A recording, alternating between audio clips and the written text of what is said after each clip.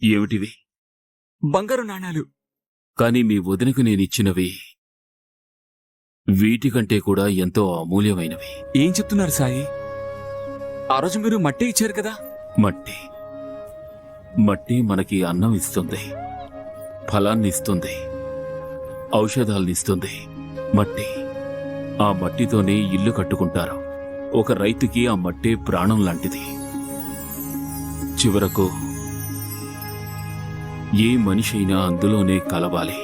నువ్వే చెప్పురాడా, మట్టి లేకుండా జీవితం అనేది సాధ్యమవుతుందా? ఇప్పుడు చెప్పు,